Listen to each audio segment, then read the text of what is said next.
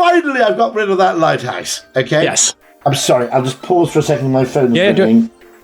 I'm on a call. Can you call back a little after, in about 10 minutes? Everything okay? Fantastic. Oh, brilliant. Okay, thank you. Righty-ho. Bye-bye. Bye-bye.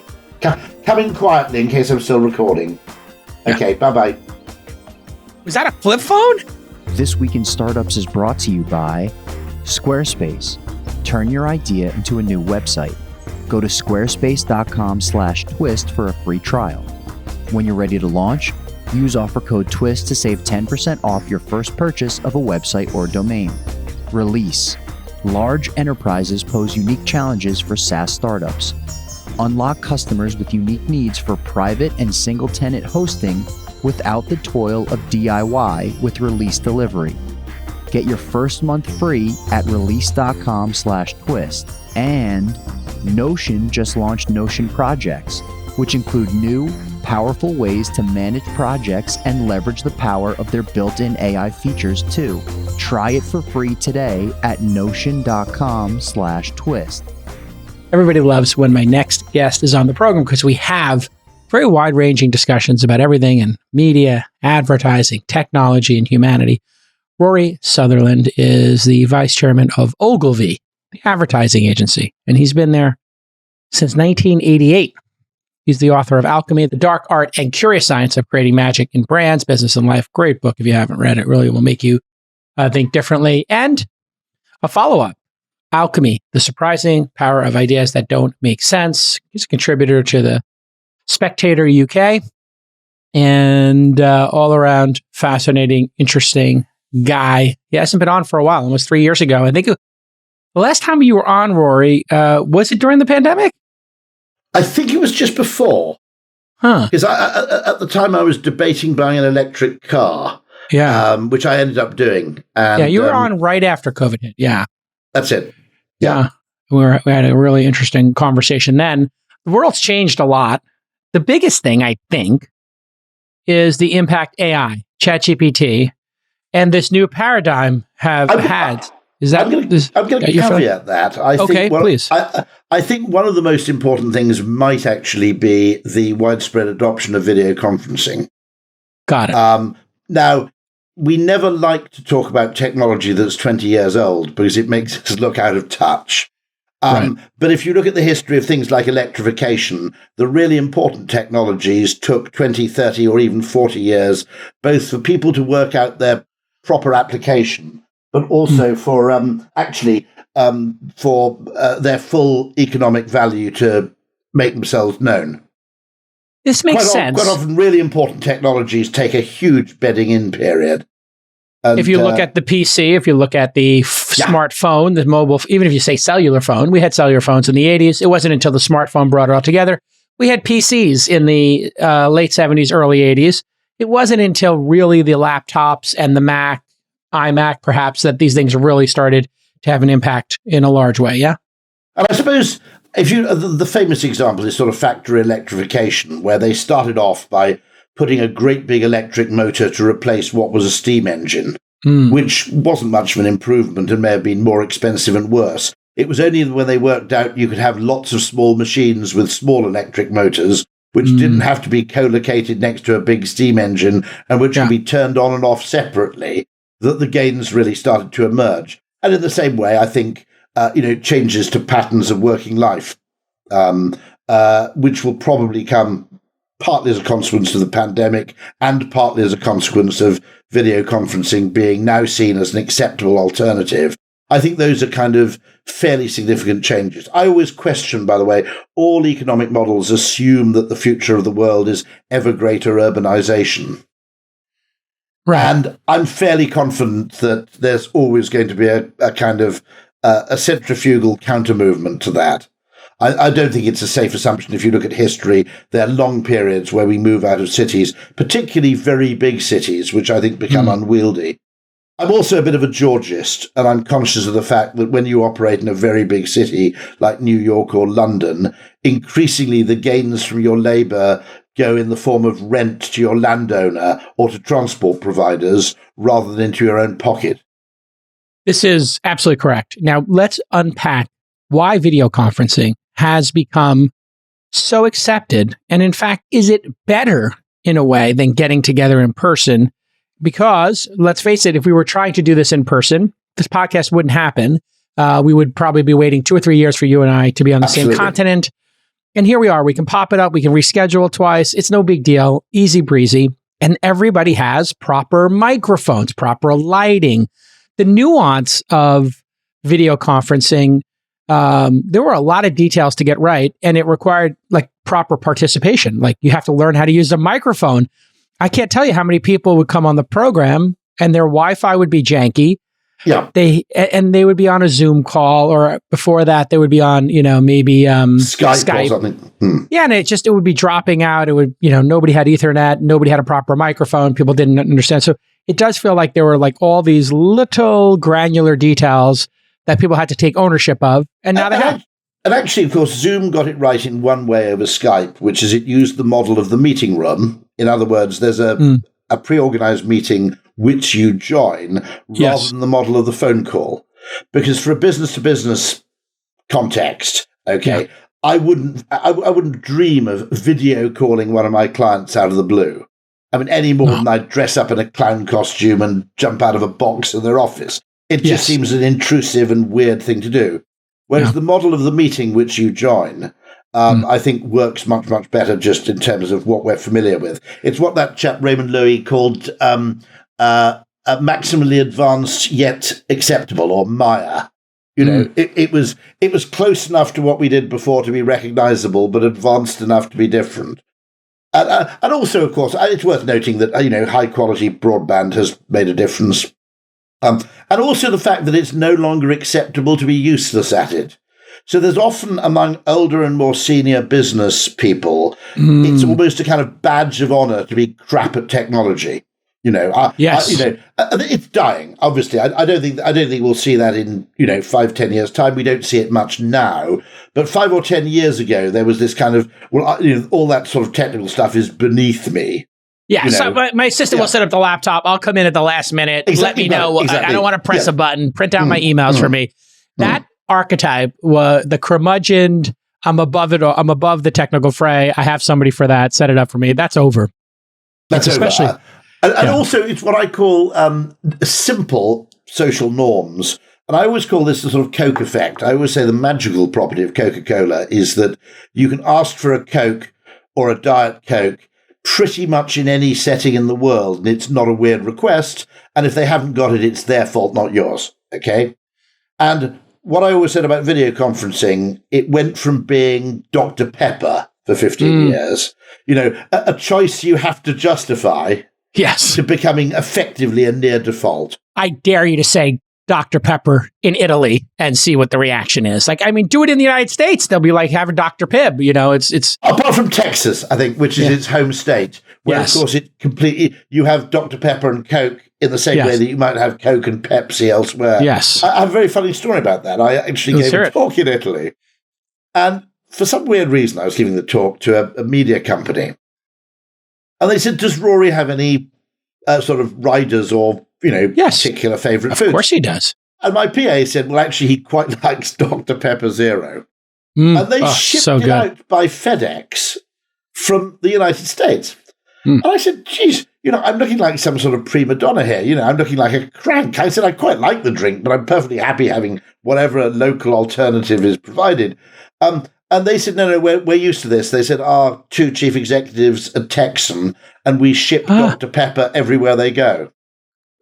It's in their rider. That's pretty cool rider, actually, isn't it? Yeah. I think so. And there is something about this zero movement that has just found a really great balance between the diet and the full sugar. The zero movement, it tastes like the real thing. It doesn't taste like the diet soda anymore. It's completely addicting.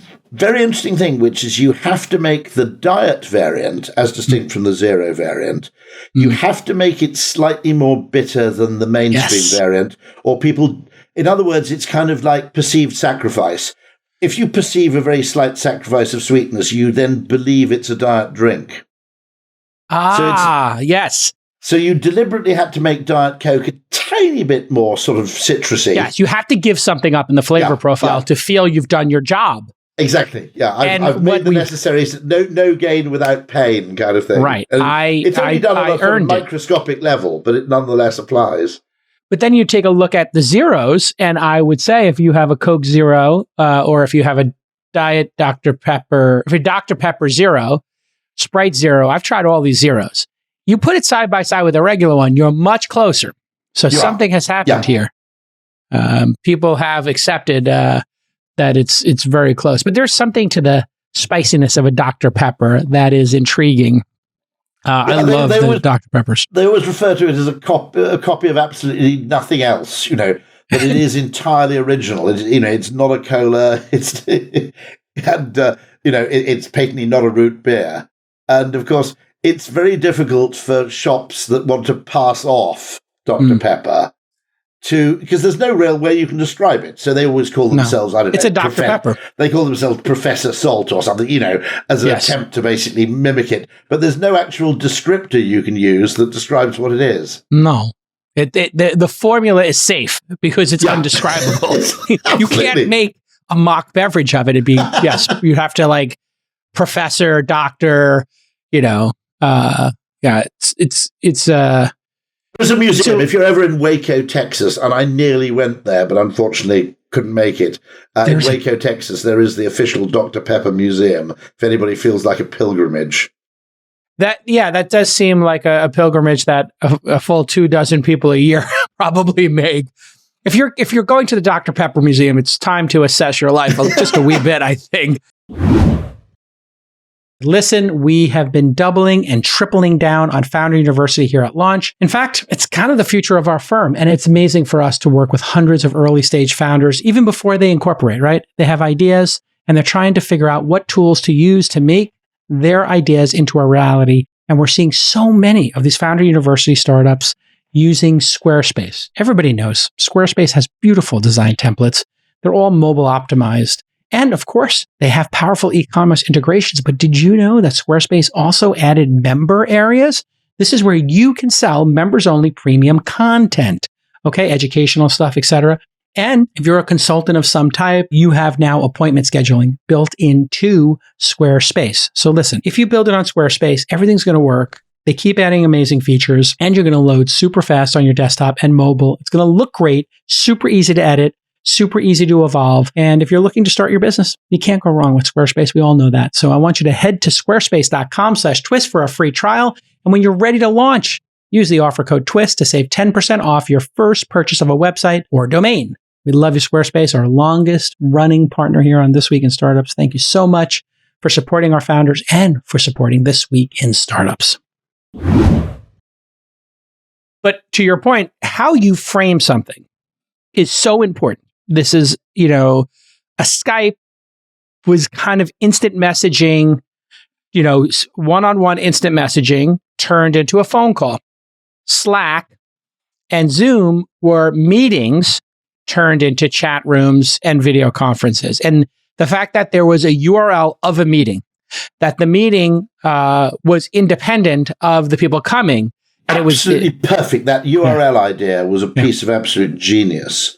I thought it was, just such a brilliant thing, which is that obviously then eventually companies added slightly more security and passwords and things. Yes. But in the very early days, you had a very simple sort of 9-digit number. You had a URL. You clicked on the URL. No need to download software. Because, of course, in any of those network things, you always face the problem that the quality of the meeting basically sits at the level of the most technologically incompetent individual participant.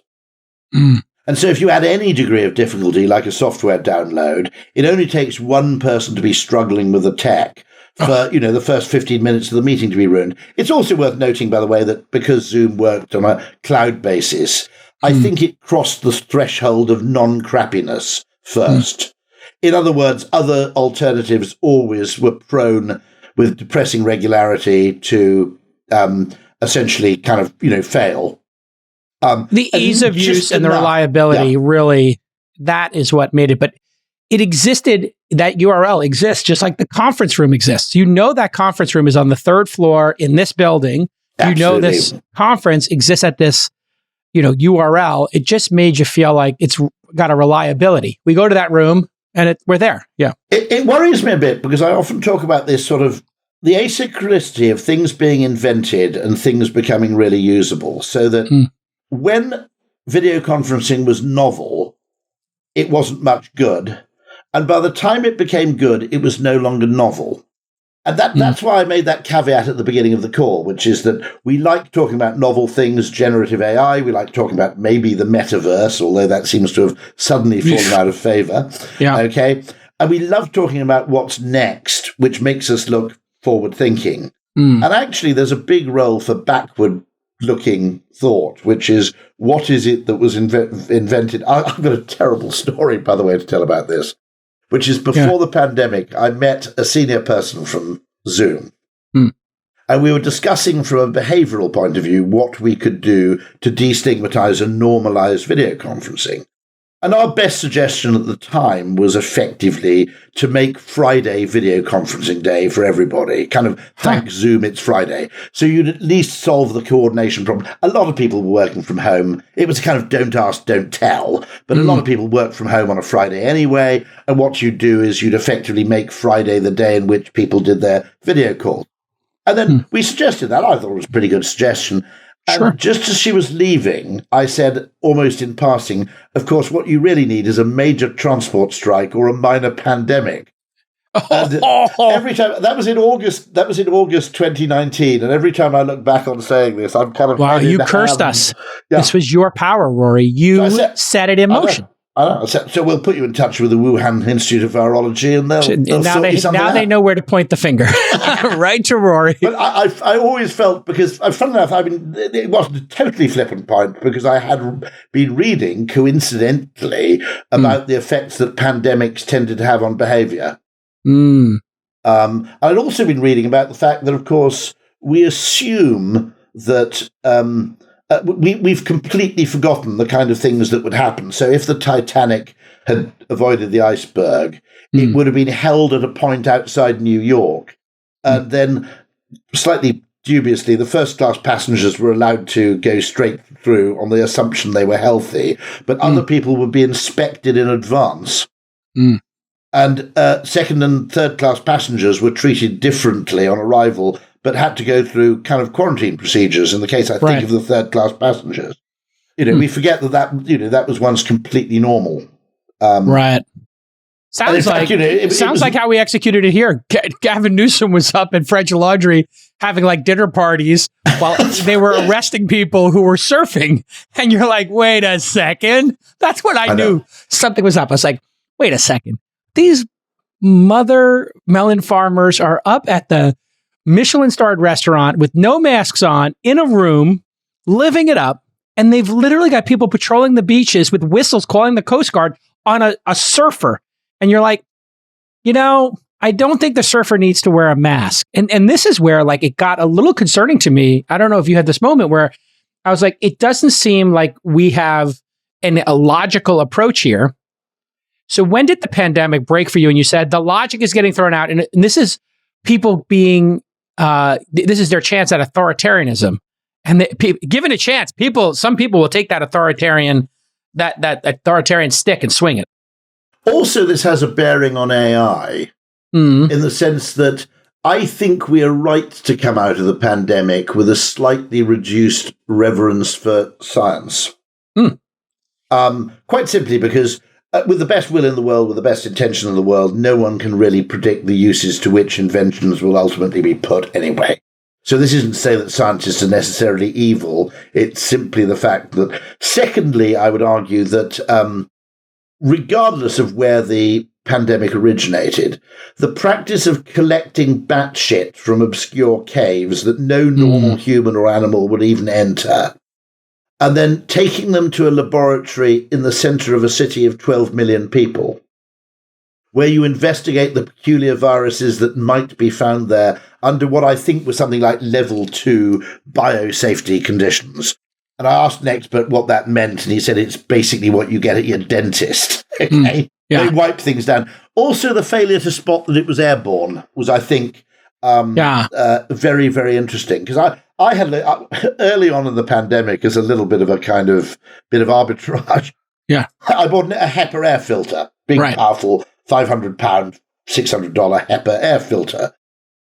And the abuse I got on it online by people saying that the virus is smaller than the HEPA air filter. Yes. And therefore my filter is useless, completely failing to understand that the virus travels on droplets. Right. Okay. And the fact that, by the way, the NASA have shown that HEPA air filters remove far smaller particles than their billing suggests. Right. But never mind that. I mean, one of the interesting things is that there seemed to be the assumption that particles of sputum or whatever it may be above a certain size would not be airborne. Now, I hate to say if you've ever had somebody talk to you too close at a party when they're drunk and they spit in your eye, absolutely, you've got evidence to the contrary, and that happens once a party. And actually, I hate to say this, but if more scientists still smoked, they would have known perfectly well that very large particles can drift in the air because the air is kind of sticky. Yes, at the level of small particles. There are those wonderful spiders that actually produce a great big sort of rope and then ride on the wind using that very fact. It's a fantastic thing to see done. It's good use of YouTube. But the fact that they failed to spot it must have been largely airborne and promote ventilation sooner than they did. You know, okay, in Britain in January, February, you know, opening your windows wide is not a particularly practical solution. But once you get to the spring, large parts of the US, ventilation would probably have saved a lot of lives. Yes. And we did the exact opposite. We said, stay home. And then, so what did people do? They said, great, I'll have a party at my house. I'll invite 10 people over at my house. You can't come to my front door. I'll keep the doors closed, the blinds closed, and you won't be able to see us with our masks off. It's like, you would have been better off being in the backyard having a party. So in terms of the uses of AI, I think we have to be, and by the way, I think there's a very creative use for it, which is suggesting things, coming up with random variants, you know. Brainstorming, you'd put that in the category of? Yeah, emphatically, sort of what you might call turbocharged brainstorming. Yes. I think, and possibly turbocharged small-scale, very safe experimentation. I'm very uncomfortable with the idea of it making final decisions without the scope for human correction. Because something over-optimized to do, or something optimized to do anything, is likely to end up over-optimizing that thing. I mean, humans have a kind of instinctive notion most of the time when they've kind of, when they're practicing overshoot. It's hard to brainstorm. You brainstorm for a living. And the preconditions for brainstorming or being open-minded, the human brain is, because of evolution, we are trained to be conservative, to look for patterns and to stay in those patterns, because sticking with what has worked means you stay alive and your baby doesn't get eaten by a lion. You don't get eaten by crocodiles because you thought, hey, that's a great river. I wonder what's on the other side. Absolutely. And habit is perfectly rational once you understand the evolutionary, as is social copying, of course. Yes. If I've done it lots of times before, or if lots of people are doing it, then I can discount significantly the risk of doing such a thing. It's why people buy big brands to a great extent, you know. Yes, safety. Tide is not going to ruin my clothes because people have been using Tide for a long time. So let's do it right now. And if it were ruining clothes, I would have got to hear about it by now. It would have been canceled. Now, here is our brainstorming session. I'm going to ask Rory and I'm going to ask ChatGPT-4. And we'll see which one can brainstorm better. Open-minded brainstorm. Here's your prompt. I'm giving a Rory prompt. There's a Rory GPT prompt. What would a variant of Dr. Pepper that most people wouldn't want to try be, but that a small percentage of people would become addicted to? A variant of Dr. Pepper that most people would not want to try, but some small percentage of people would become addicted to. What are some variants on Dr. Pepper you can think of? My God, did it do such a good job here? Your mind is going to be blown.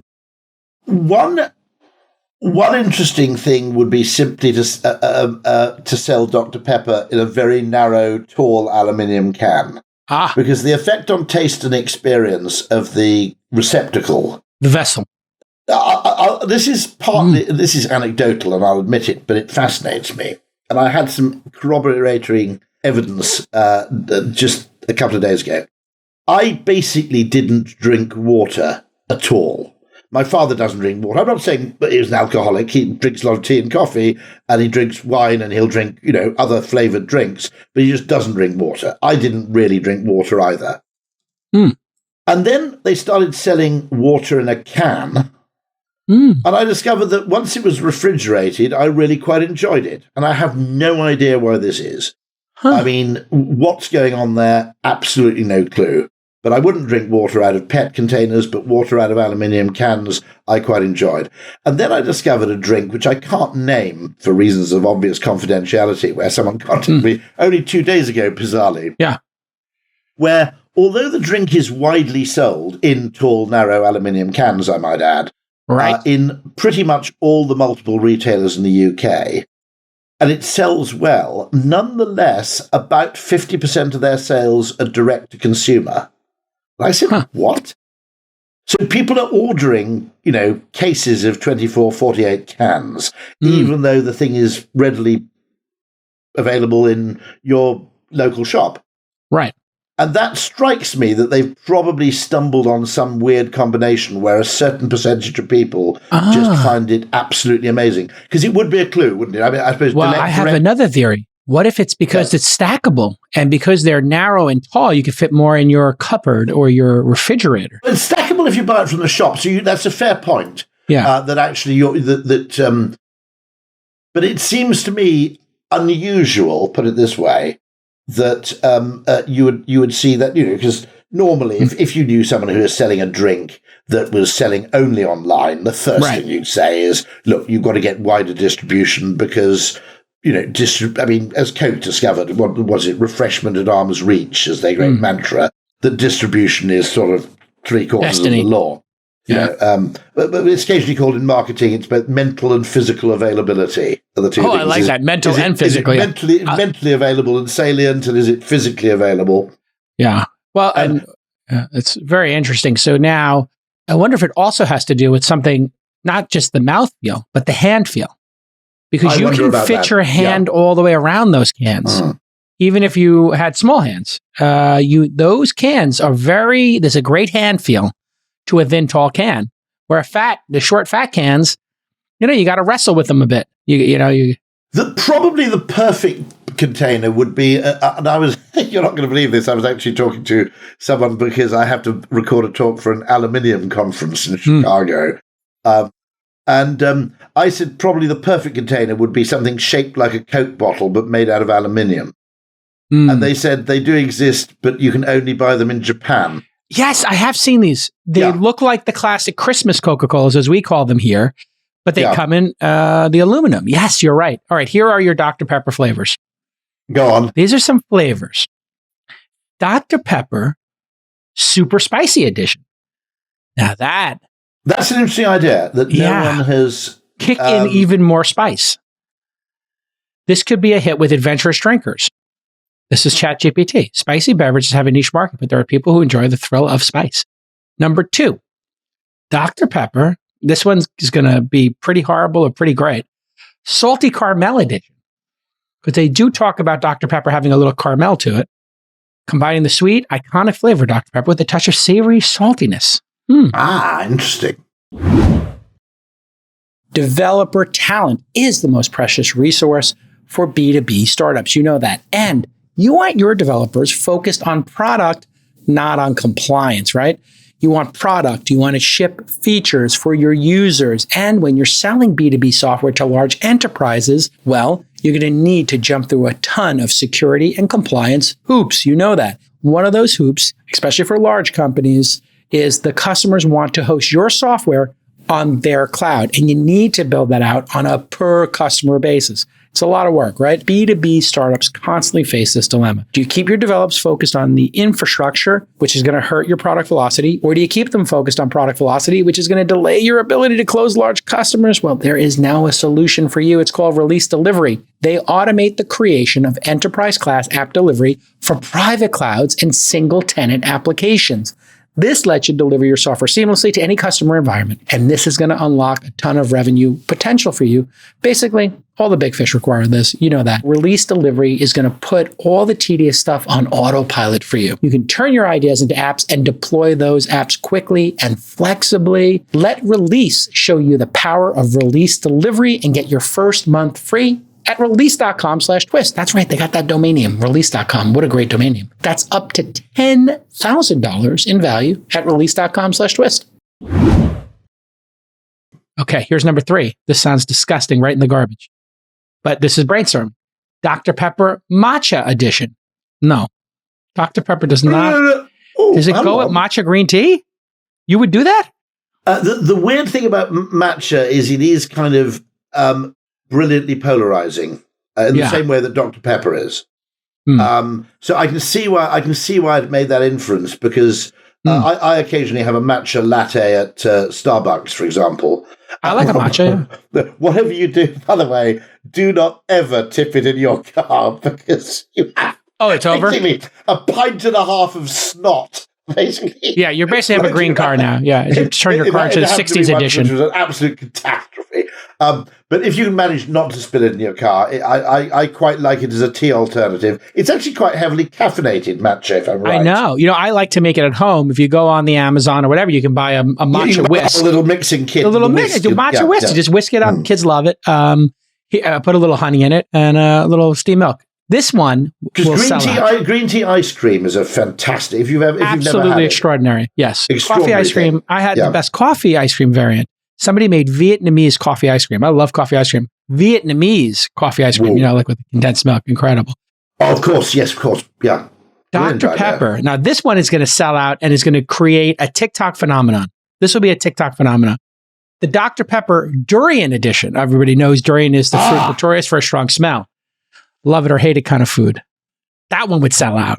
Now, what's very interesting about the durian is it's delicious, by the way, and I found the smell completely inoffensive, and apparently it's genetic. Yes, I heard this. It's like the asparagus in your pea thing. Yeah, the asparagus in your pea is also genetic. Yes. But with the durian, effectively, I can't remember what the percentage is. It's sort of 10 or 20% of people find the smell absolutely repellent. I'm completely unconcerned. There's a fantastic thing you can do. In one of Steve Jones's books on genetics, he names the chemical, which is undetectable to about 80 to 90% of people.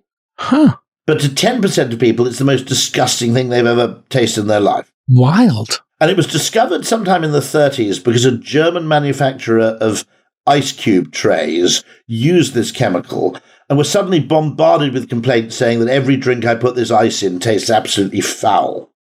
Okay. But they couldn't diagose it because 90% of people... They were all going, I have no idea what you're talking about. And the brilliant thing apparently Steve Jones and his geneticist mates used to do in Oxford was you'd invite a load of people round for tea, put a few drops of this chemical in the teapot. And what was brilliant is, of course, you just have a massive argument because two people would basically spit out their tea. You'd make the tea very well, okay? Yes. And two people would just spit it out and go, what's wrong? You try to poison me. And the other 8 people would be there going, perfectly delicious tea. I have no idea what you're talking about. See, this is the original gaslighting. Fantastic way of gaslighting people. Yes. Yeah. Okay. Dr. Pepper, Savory Herb Edition, like rosemary or thyme. This sounds horrific, but I'll try it. I'll try. Yeah, I actually think that the whole food industry has been possibly over-adventurous with spices, under-adventurous with herbs. Yeah, that's probably directionally correct. Yeah. Yeah, I had an extraordinary thing. We get one of these food delivery kits from a company called Gusto. It's equivalent to kind of Blue Apron or Hello Fresh that you have in the US. And it was a Peruvian herb stew, which was very herb heavy. Yeah. I imagine in Peru, being at altitude, they probably have quite a good supply of these kind of things. It was utterly, mesmerizingly fantastic. And so I think the herb idea, combined with the idea that we automatically assume that herbs are good for us. Yes, we've been trained to think that if you do something, like from the Greeks on, you take these herbs, you mash them up, you make some kind of tincture, it's going to do something good. It's got to be good. Yeah. It's got to be good because it's herbs. It could also be poison. I think they also poison people with herbs back in the Game of Thrones days. Last one, Dr. Pepper, Smoky Barbecue Edition. Smoky Barbecue Edition. That's what is it? Potato chip flavor, isn't it? Smoky barbecue. And what they're doing there is they're almost a couple of those flavors have basically come from ice cream, I suspect. Mm-hmm. And now, what is interesting about AI, where it might be valuable, and I hate to say this, is that when humans make creative, wacky suggestions, they're very readily discounted, regardless of the human's track record or experience. When a computer does, people are much more likely to try. So, in a weird way, I always say this about behavioral science. There are two ways behavioral science actually works. One way is because behavioral science is right, and you stop doing the wrong thing and start doing the right thing. So far, fairly conventional. The second reason is that behavioral science gives you reasons to test things that are counterintuitive. And quite often those counterintuitive things, just by the law of averages, turn out to work. And they tend to work disproportionately well because being counterintuitive, nobody else has tried them before. Just as before Red Bull, nobody tried making a sort of weird tasting drink. And so they tend to occupy rather a nice market niche that is fairly heavily uncontested, fairly largely uncontested. And so one value of AI is similar to the value of behavioral economics or behavioral science, which is simply by coming up with reasons to test more things than the things that make sense in advance, it will actually contribute to progress. So my great phrase is, we have to acknowledge this is true of science, by the way, just as I think it's true of, consumer goods. There are more good ideas out there that you can post-rationalize than there are good ideas you can pre-rationalize. I think this has to do with shame. Now that I hear you explain it, there is an inherent shame in saying a crazy idea out loud. Yeah. This is why weirdos, no offense, go work at ad agencies. Because you go to an ad agency and you're having a meeting without the client, and you say some weird and everybody's like, oh, that's crazy and weird. Got any more? But there's very few places in life that you could say, I got a weird idea. Can I put it on the table? And we just give it a minute to breathe. Everywhere else in life, you say Dr. Pepper Durian edition. They're like, idiot. Yeah, but at an ad agency, you try to... Is that what you try to do at ad agencies at Ogilvy? Yeah, tragically, I always say it's the only... and it's almost becoming, if you're not careful, it's becoming a kind of refuge for weird people, in that there's nowhere else in the business world in which, certainly not in the kind of operational fields, where eccentricity is much tolerated. And so I always said it's the only job where you can actually make stupid suggestions and get promoted. Right. And it's the only job probably where someone's asking, alongside, is this a good solution? They're asking, is this an interesting solution? Yeah. Because when you solve an advertising problem, it's not enough to solve it in a way that sort of logically works. You have to solve it in a way that logically works and gets noticed. So it therefore puts a premium on solutions that are slightly divergent or weird in a way that no other part of the business world does. Other than, I guess, art would be, that's probably a similar kind of parallel. Yeah, but art is not always corporate. What I love about the ad agency model is there's a corporate, there's a building, there's commerce, there's a big price tag. We're going to take 10% of your ad spend, whatever you guys charge. There's going to be some big consulting fee to come up with this. So you're getting paid to think outrageously. That's such a cool little refuge that exists in the world. If AI merely suggests weird things and companies go, I have no idea why it's come up with this, but I'm going to try it. In a way they wouldn't if a weird person came up with the idea. Right. Okay. Why? Why is that, Rory? Why would they trust the GPT with a weird idea and discount a human? I think we just place disproportionate faith in these things because... despite the fact that we know that generative AI basically makes things up. I mean, it has a extremely active fantasy life. It has, hallucinations. ChatGPT is convinced that I was awarded a CBE, which is kind of British honour for services to advertising in 2019, which I certainly don't remember it. It also thinks that I studied politics, philosophy and economics at Cambridge, which is a course that doesn't exist at Cambridge, and that I worked for McKinsey & Company, which I almost sued it for libel at that point. I mean, a fate worse than death. I spent 10 years of my life writing reports that people paid six figures for and nobody actually read.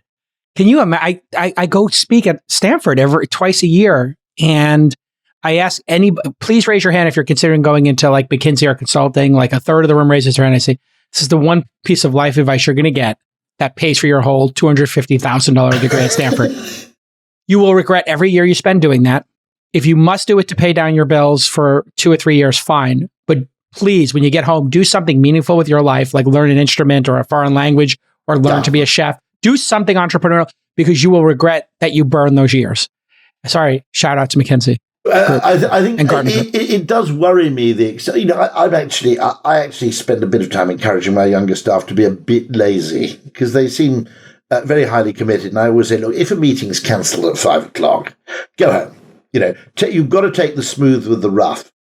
And I slightly, and the reason I do that is I'm 57. And I realize that to some extent, I, took health and energy for granted.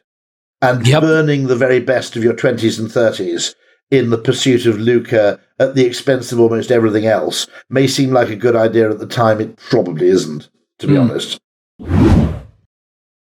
Okay, my team runs on Notion. I've talked about it 100 times. I'm addicted to Notion. I'm addicted to the phone app. It helps me run everything smoothly as a remote company. And they now have project management built in, and it is awesome. I just got the update on this. And we're managing the entire process of putting on this 200-person Angel Summit event in Notion. We're doing all our project management there. This means the sales pipeline, the AV checklist, the schedules, who's responsible for speakers, the dinners, everything is done seamlessly in Notion.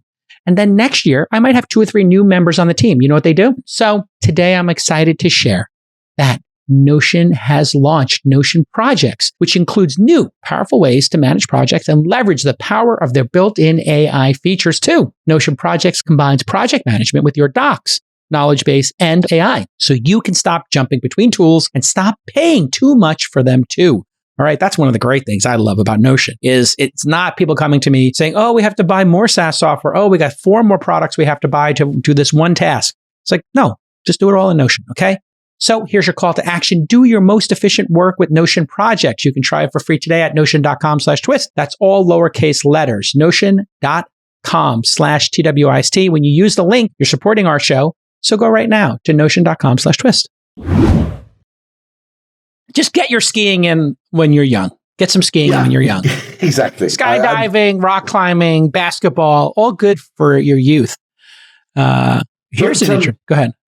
But I mean, so also I think there is this thing which I've called, it's sort of gone slightly viral, which I call the dormant fallacy, which is that what technology tends to do is it takes a role performed by a human, okay, redefines it very narrowly in a way that's suitable for technological replacement, replaces it with a technology, and then declares that it has saved the salary of the person who previously did that job.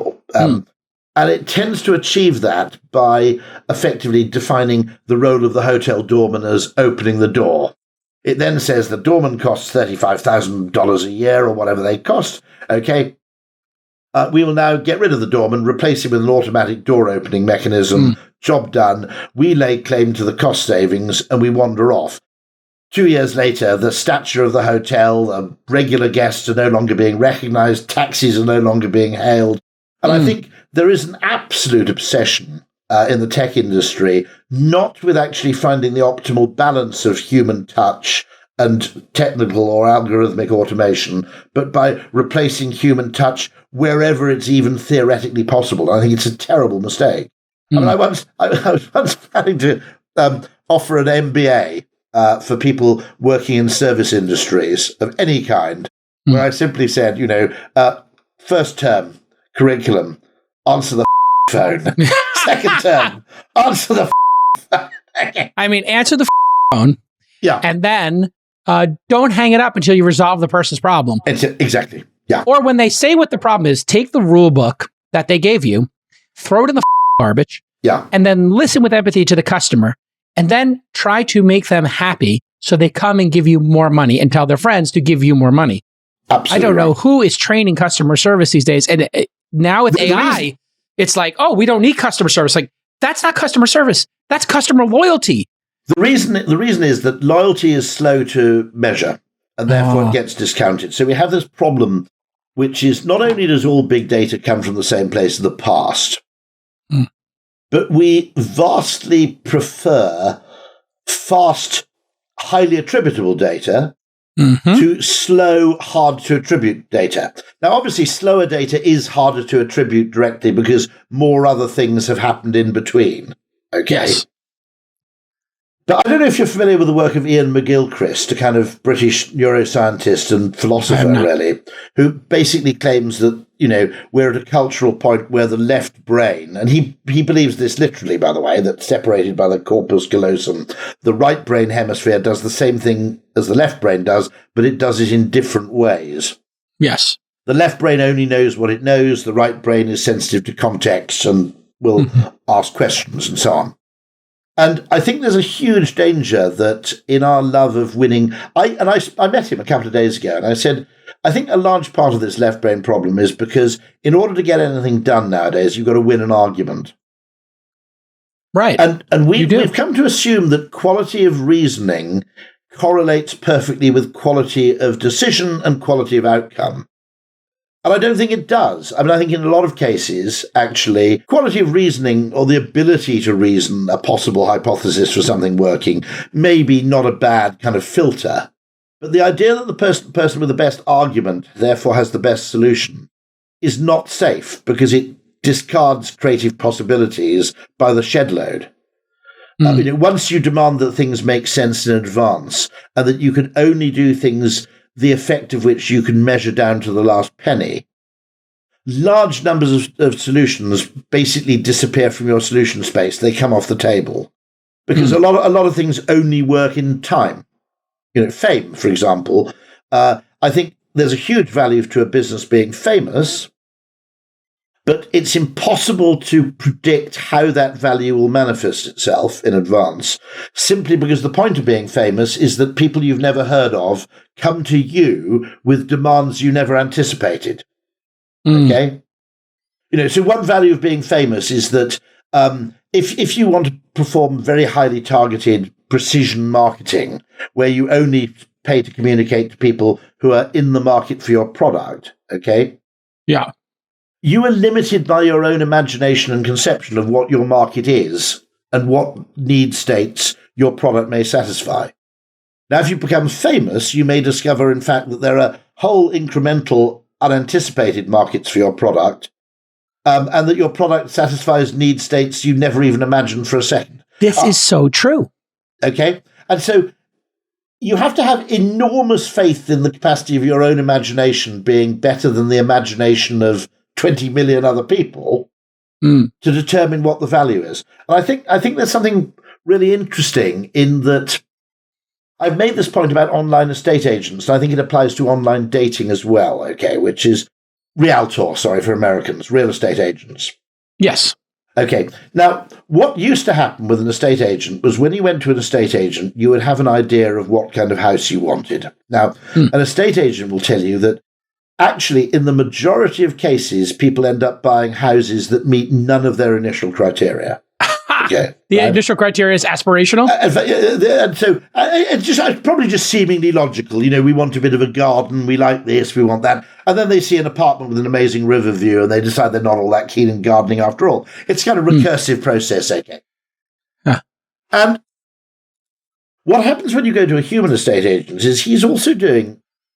Now, this all comes, I think, from the assumption in economics that people know what they want and can stipulate and describe it perfectly in advance, okay, which is a kind of foundational assumption of neoliberal economics. No psychologist on earth believes that to be true. I mean, okay. Now, what the real estate agent is also doing is he's asking a second question, which is actually quite important for the efficient functioning of a market, which is, what house could I sell this guy which I couldn't sell to anybody else? And so if I went into a real estate agent, they'd probably go, this guy's a bit of a weirdo. I can finally get rid of that bastard windmill I've been trying to sell. You know what I mean? Okay. Or, the Coast Guard tower, Yes. on the shore. The lighthouse. Finally, I've got rid of that lighthouse. Okay? Yes. I'm sorry. I'll just pause for a second. My phone's ringing. Do it. I'm on a call. Can you call back a little after, in about 10 minutes? Everything okay? Fantastic. Oh, brilliant. Okay, thank you. Righty-ho. Bye-bye. Bye-bye. Come in quietly in case I'm still recording. Okay, bye-bye. Was that a flip phone? Now, actually, that's a Wait, is that a flip phone? No.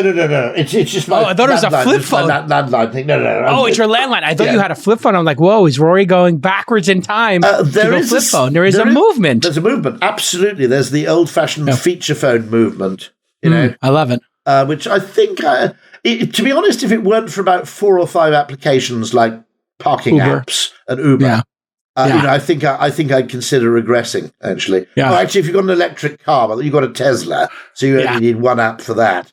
I've got the Mustang Mach-E, and you need about 7. Absolutely gorgeous car, by the way. Absolutely, wonderful looking car. Lovely job. And Ford did something very, very clever. Actually, they were about to produce a separate electric car division and create new brands matching those usual car segments of crossover, utility vehicle, SUV, etc.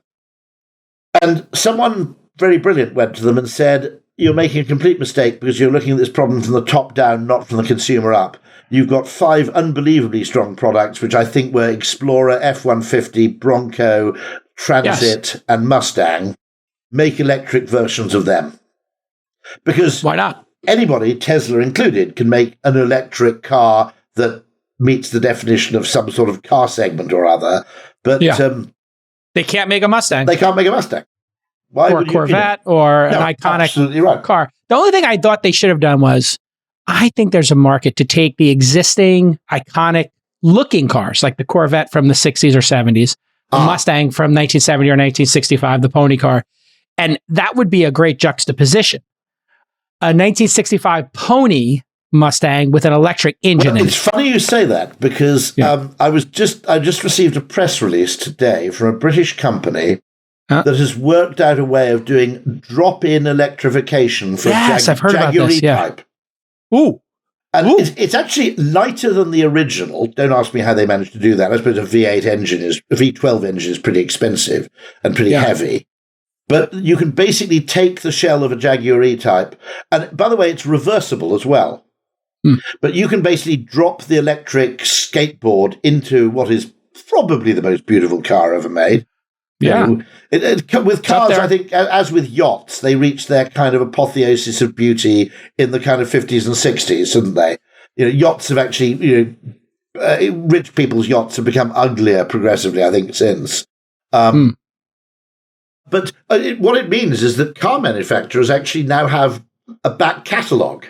Yes. It's a really fascinating thing. Greatest hits. They could remaster the Beatles and make everybody buy it again. Buy it all over again. Yeah, absolutely buy it again. Yeah. And I mean, old people have money and are dying and they want to recapture their youth. Well, I've wondered about going around and buying... Well, you could go and buy the Tucker brand if you wanted to, for example. Tucker's available? I don't know. It sounds like a burden as much as it is a win. Do you remember that the three headlight thing, which was sort of... Yeah. And I've always wondered about brands like Austin Healey, who owns them, because... Saab? Didn't Saab go out at some point? Saab disappeared, which I think is... DeLorean. Absolutely right. Yeah. So there's a couple of these that you could get. Mini Cooper was one, right? And then I guess that's owned by BMW. So BMW now, but that had been dormant. My wife, who just rang just a moment ago, has an electric Mini Cooper. And the range is tiny. The range is only about 110 miles. Wait, it should be the opposite. Well, the battery is pretty small because it has to fit into the standard body so far of the Mini. But actually, range anxiety in the UK, I totally accept the US is completely different. But range anxiety in the UK is pretty much irrelevant because of the density of population, really. So I mentioned this, that the US needs gas stations to serve a geography, whereas we only need them to serve a population. And so I did the little maths, and we've got about 9,000 gas stations in the UK, and in the US you've got 116,000. because obviously you have a road between sort of Teos and Farmington, New Mexico, where if you didn't have a gas station on it, no one could make the trip. We don't really have those roads in Britain. Right. In fact, basically every They're 6 totally miles you different. run into a Totally town, different use even case. more extreme in, say, the Netherlands or Belgium. And so the range question is actually, to be honest, I think it's a perfectly rational American fear, which we've imported to the UK. Yeah, I mean, when you have Teslas have hit 320, that is, and then the Model S has a 400-mile version. I can tell you the 200-mile version of my Model X, not enough. 320-mile Model Y, plenty. Because there's a certain amount of time that you want to get out of your car. And it's about 3 or 4 hours that you want to get the hell out of your car. I mean, it's probably less in the UK because we're driving on more crowded roads. I've driven huge distances in the US through Western Pennsylvania, and you sit on the interstate and you go at 60 miles an hour. And it's pretty chill. You can do that for, as you say, for 3 hours without stopping quite easily. In the UK, you tend to want to stop every couple of hours. Also, as we get older, our bladders tend to dictate the. There is an upper limit. You and I are in our 50s now, and there is certainly a bladder issue. Let me ask you about this. What do people want, employees today, and what's motivating people? You and I are part of the Gen Xers. We wanted to have some amount of autonomy. We wanted to we wanted money. What's driving this next generation? And then you have work from home. You have this sudden fear that, and it's really interesting how 5 years things have swung, because we had people who were white collar thought, I'm going to have 5 job offers from 5 different people, and it's always going to go up and to the right. And now they're like, okay, I can't get any job offers. Google and Facebook are not hiring. Everybody wants to do more with less. And now my job's going to be replaced by ChatGPT. The psyche of the white collar worker has got to be really fragile right now. What do they want?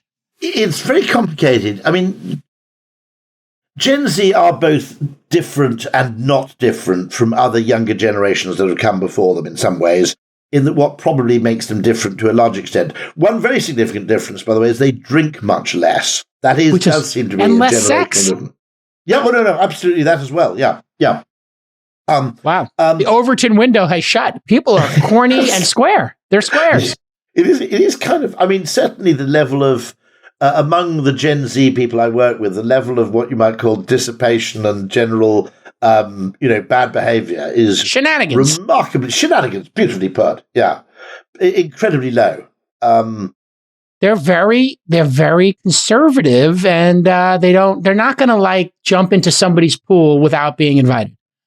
No, absolutely not. No, right. There's less of that, which may partly be explained by the lower drinking habits. Fair enough. And drink being replaced by other drugs, by the way. I mean, interestingly, the first thing you've got to do in the US is get rid of this ridiculous 2 weeks vacation thing. Okay. Yes. That has crushed people's souls. Which I think is monstrous. Okay. Now, I'm a Brit. I'm right of centre politically. Okay. I get the gun thing. I mean, it's probably too late to do anything about it. It's not an ideal situation, but I can just about get that. Okay.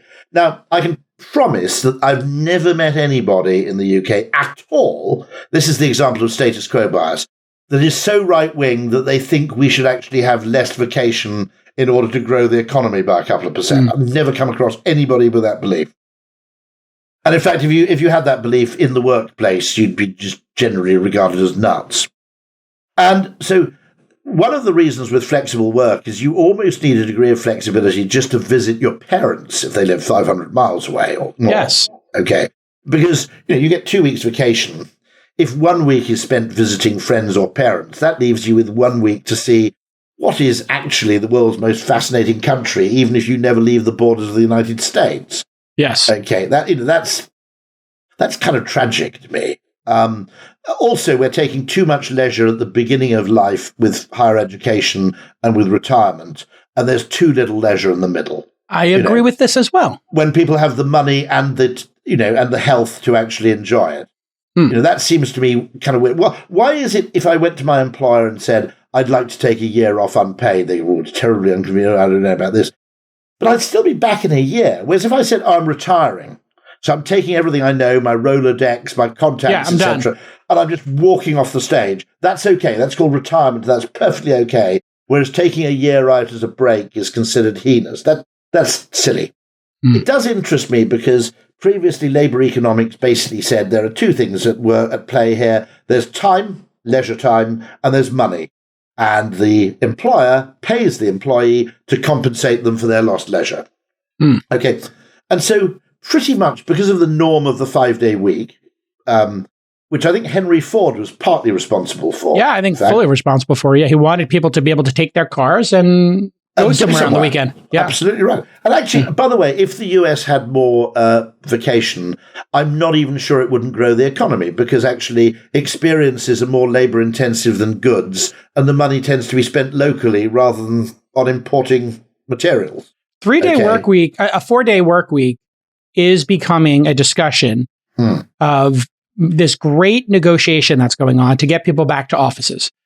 And I think where this might wind up is exactly how Europeans look at the United States, which is like 2 days. It really winds up being 4 weeks off a month with the holidays, sick days, etc. So you wind up talking about 25 days off a year, which is 5 weeks, 4 weeks. But we put them into sick days, etc. We don't give a full month of August off. One interesting thing about flexible work, by the way, and I was talking to someone at Deutsche Bank who'd done, because it was a theory of mine, and I wanted to see if it was borne out. And it is borne out. The single sick day or the 2 days off ill have more or less disappeared because those are kind of illnesses where you're actually well enough to work, typically. You're just not well enough to commute. I mean, the most obvious one, without going into huge graphic detail, is the stomach upset, where provided you're at home at a desk within reasonable reach of a toilet, you've got food poisoning. But you're damned if you're going to go into the office. Yeah, no way you're getting on a subway, No, not a chance. So interestingly, there's a kind of possibly an uncatalogued gain is that, when people have the option of working flexibly, you don't have all those sort of wasted. And actually, of course, a single day taken off can have a large knock-on effect on complex projects, by the way, as well. So that's probably a gain. It's also the interesting thing that people now have, if you like, rather than just time and money, they have a third negotiating counter, which is what I call third and fourth, which is, as well as free time, there's also free where and free when. In other words, if I can work at a time that suits me and at a place that suits me for at least some of the time, that has a value. Now, it has a value, by the way, economically, in that people who have other commitments can still work, which they arguably couldn't. It undoubtedly benefits maternity arrangements because a large part of the disadvantage women experienced while they were off on maternity leave was just being invisible. It wasn't that they weren't working. It was just, you were... Really interesting, the maternity thing you bring up, because I came up with a system because I had a particularly hardworking woman who still works for me, and she wanted to do some work even after she had the baby, but she didn't want to come back full-time. No. And it was like a light switch, on or off. You're either back to work or you're not working. And I said, how about we do this? Every 2 weeks, you just tell HR if you're working quarter time, half time, 3/4 time, or full time. And you can vary it. So just so we have an idea. Every 2 weeks, set yourself up for quarter time, half time, whatever. And you can round up. We'll take a little bit of the, if you're going to work 20%, just round it up to quarter time. And we just came up with quarter time, half time, 3/4 time, full time. So you can pick, and it might change. Your kid might get colicky or something, and you might want to, go back down to quarter time after being at 3/4 time. Things can change. And so that kind of flexibility, I think, is the thing that's changing. I had the same epiphany because I had a PA who was a single mum. The only downside of it was her ex-husband had run off with a Canadian. And I couldn't understand why. I never seemed to get any business trips to Canada, which I've seen. I discovered she had a sort of aversion to Canadians. But apart from that, she was absolutely fantastic. And I suddenly realized, okay, look, the things that make your job difficult to do are actually of no concern to me. I'd rather you were above ground and reachable between 9 and 10 than traveling in on the underground on the and out of range, And so eventually we reached this kind of interesting time-shifting arrangement where, for example, if I had expenses to do or anything administrative, I'd post them to her home and she'd do them in the evening when her son was asleep. Love it. Yeah. What I said, the whole point of capitalism, is it's the creative generation of value exchange. Now, if people value flexibility of time more than they value money, for example, even Google now has an arrangement where you have 4 weeks, with a line manager's permission, you can have 4 weeks of working from anywhere. Perfect. So, that strikes me, because I had a friend who's Brit who turned down a job offer from Google precisely because they wouldn't move on the 2 weeks vacation thing. And she said, look, I'm a Brit. I'll have to go back to the UK for a week every year.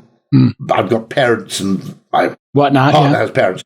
Okay, that leaves me 1 week to see the US, And she said, I can't do it. And so that was the deal breaker, effectively. Yeah, I think 4-day becomes where we're going to wind up on this. And it's going to be 3 days in the office, 1 day from home, and we all move to a 4-day work week at some point, or just because certain people don't want to work. And I think we'll have a 2-class system.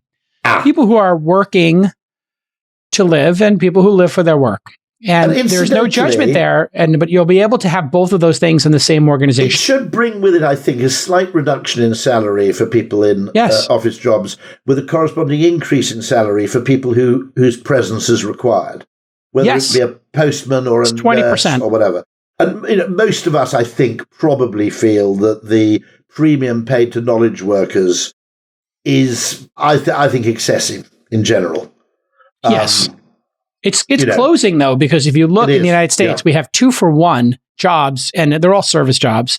And now we have plumbers, electricians, all these positions, they make 6 figures, and we can't get anybody to do those jobs. So young people in the United States, I think, are going to increasingly look at the landscape and say, I can work for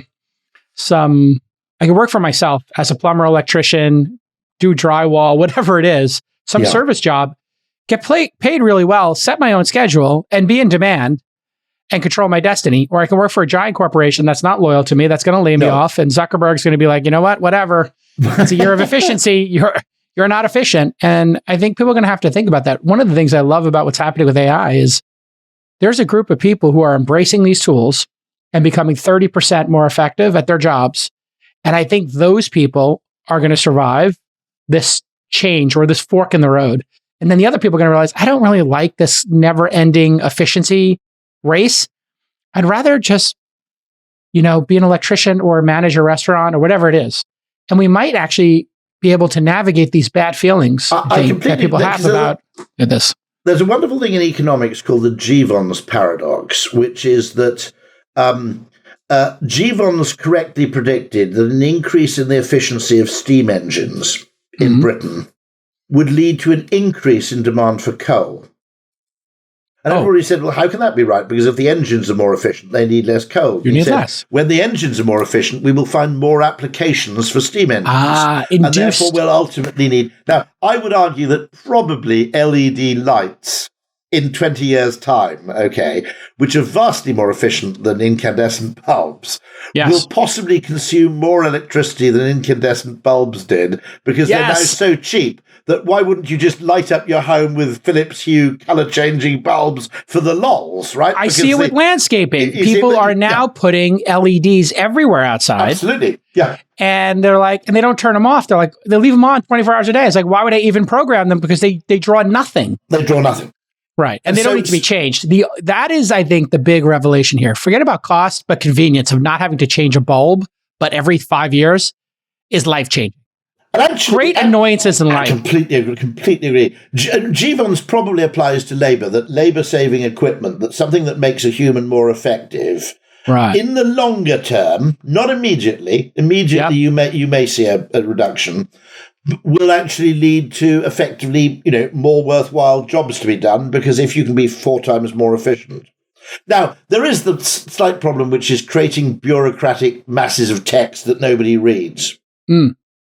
It's probably, there's a wonderful guy in Britain called Andrew Orlovsky who makes this point. He writes for The Telegraph, and he says, just what we don't need, in other words, generative AI, is yet more kind of unremarkable but plausible sounding text to surround every single activity that we undertake. So I'm prepared to believe that quite a lot of text generation in business is probably value destructive.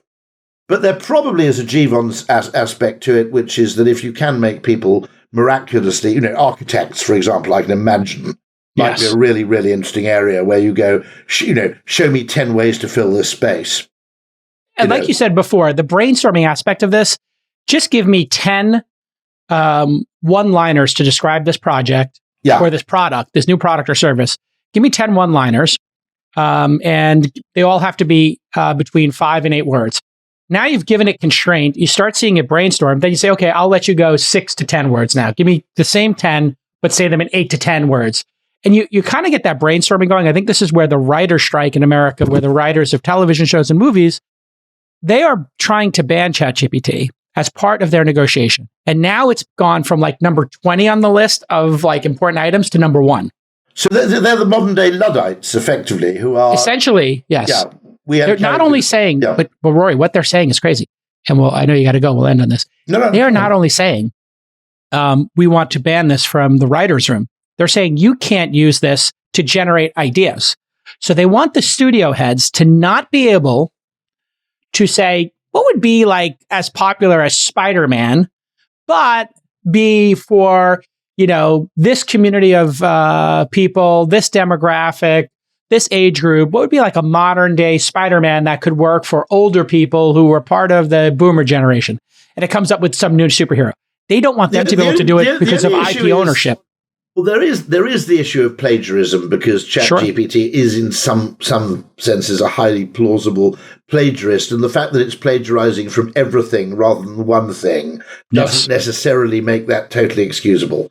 There's also the argument that something that just generates the most expected word to follow the pre-existing words, is it likely to come up with a real breakthrough, or can you recalibrate ChatGPT? So, as I said, it's artificial inquisitiveness, not artificial intelligence.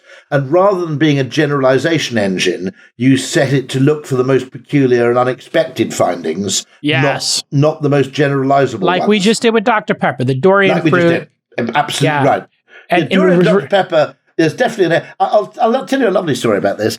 There was a creative director of Ogilvy called Neil French, who believed that if you took 2 stupid but successful ideas and combined them, you might create a third idea. You could kind of take two things that people think are stupid but which seem successful and breed them. And so his friend said, okay, what do you think is stupid but popular? And he said, karaoke. Okay. And he said to his friend, what do you think is stupid? 24-hour rolling news. And they created in Singapore a 24-hour karaoke channel.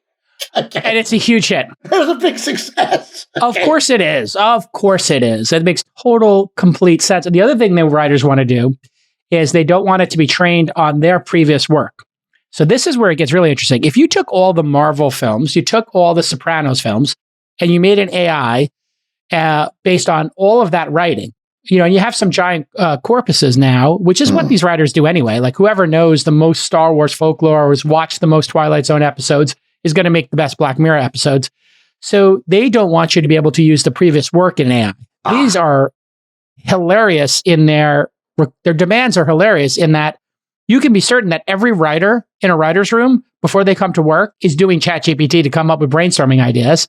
Just like they watch old films or look at old comic books or they buy old magazines to look for what was in vogue in the 50s, 60s, and 70s and try to reinterpret it and become inspired. So I love it as an inspiration tool. I suppose I worry in that there is the really defining works of literature and of creation come from a completely unexpected place. So, for example, The Murder of Roger Ackroyd, where, which made Agatha Christie's reputation, was where the narrator was the murderer, which I didn't think had happened before, for example. Wow, spoiler alert, everybody. If you haven't read it, I'm joking. Sorry. It was written in 1926. If you need a spoiler alert, a century is a pretty good benchmark. One of my favorite crime things was, I think it was in the second season of CSI, which looked like a murder, but was in fact a very peculiar accidental death. I always thought that was very interesting.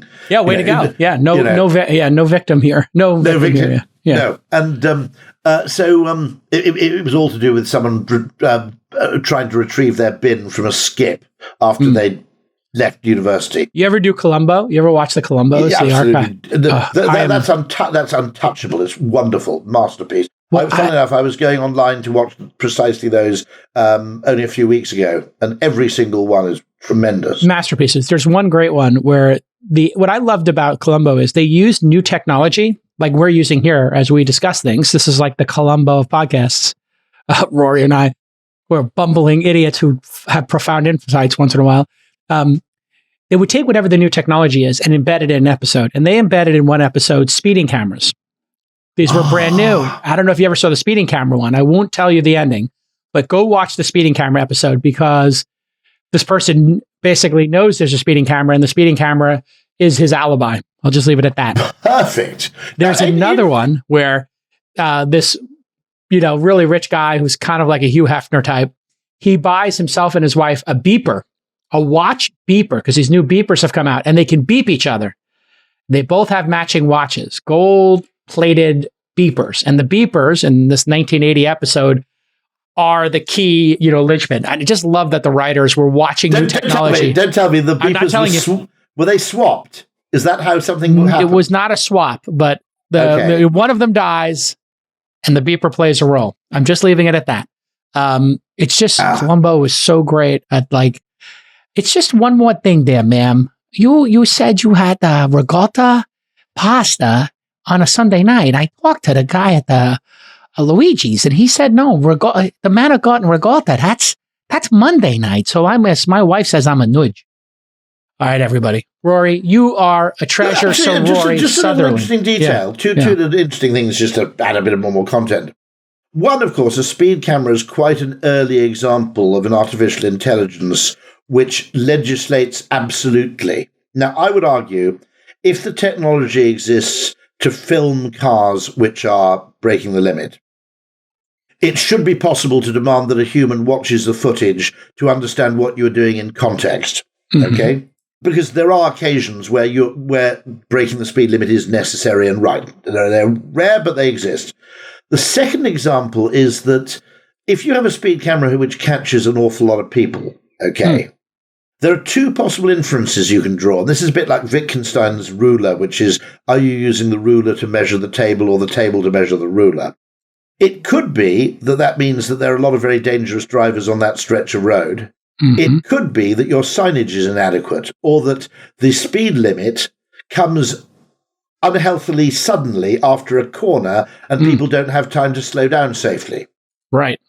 So this is the point where a human brain and a speed camera are fundamentally different. The human brain has the capability, or at least perhaps the right hemisphere, to go, is this huge incidence of speed camera offences at this particular thing? Is this a product of the drivers, or is it a product of the environment?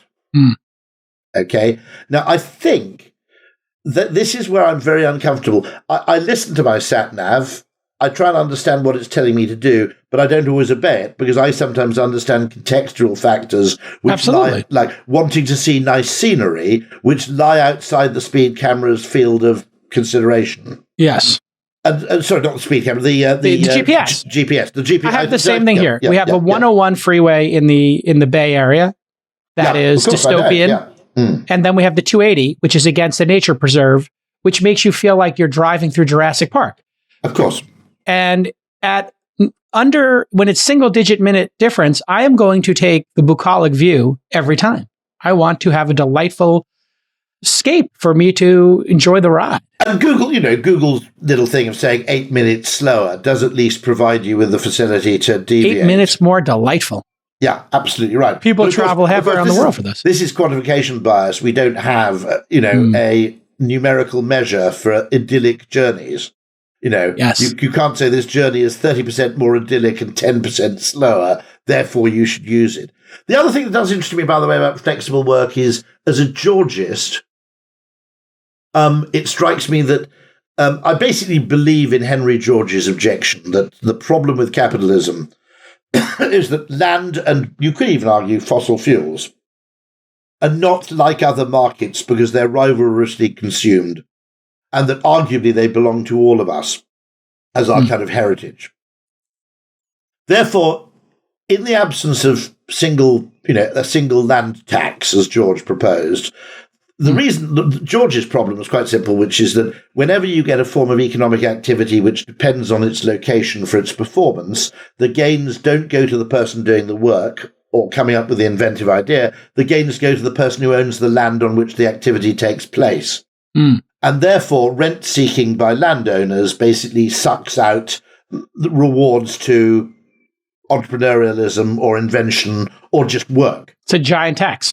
It's giant tax. So, if you own a restaurant with a fantastic view of the Acropolis, effectively you're working for the person who owns the land in that sense. Okay. So it strikes me that the second best thing we can do other than the land value tax is to come up with technologies that make location irrelevant. And the train was one, the canal was another, I guess. Okay. But undoubtedly, I would say that the car was, I think, spectacular in its importance because you could go and start a restaurant in the middle of nowhere, and if it was good enough, people would drive to you. Okay? You were no longer dependent on footfall. And it does strike me, by the way, that Zoom is very, very important in that it provides what economists call gains to agglomeration without necessarily needing to agglomerate people in tighter and tighter spaces where, as I said, the landowner makes half the money.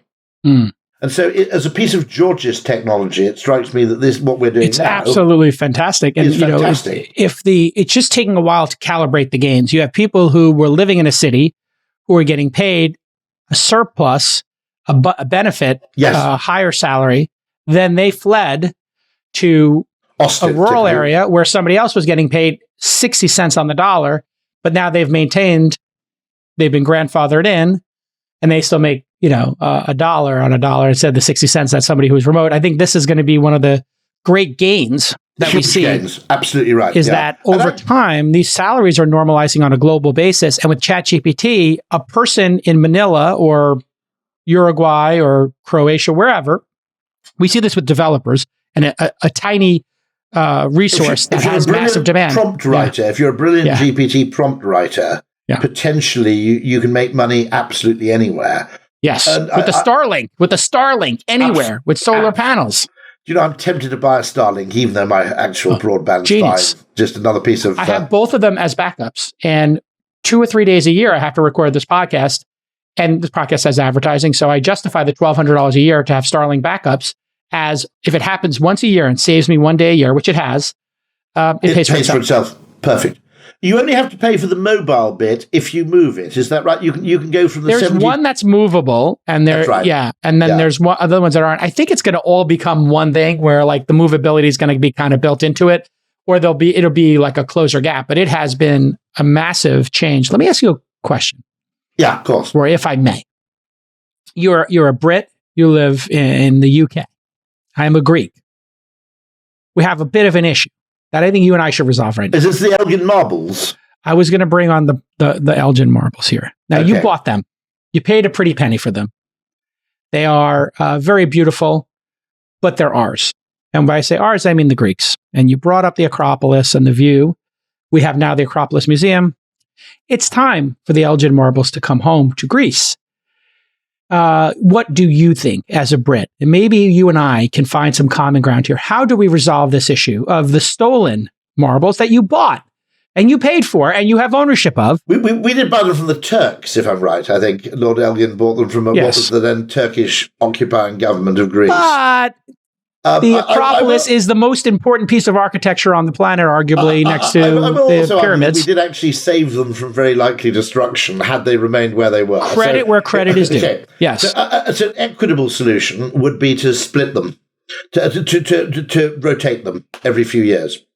Okay, acceptable. We'll take it. The Greeks will take the Rory proposal. But by the way, if you want my personal opinion, I would give them back were it not for the problem with precedent in God knows how many other situations. Yes.